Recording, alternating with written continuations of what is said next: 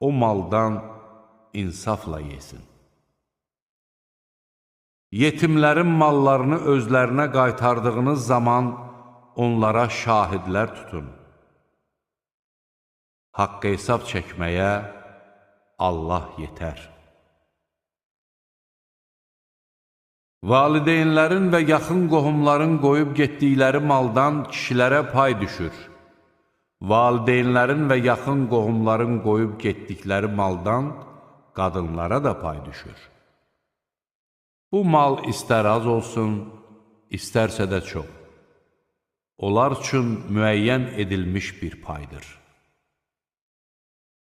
Əgər bölgü vaxtı orada qohumlar, yetimlər və kasıblar iştirak edərlərsə, onlara o maldan bir şey verin, özlərinə də xoş söz deyin. Qoy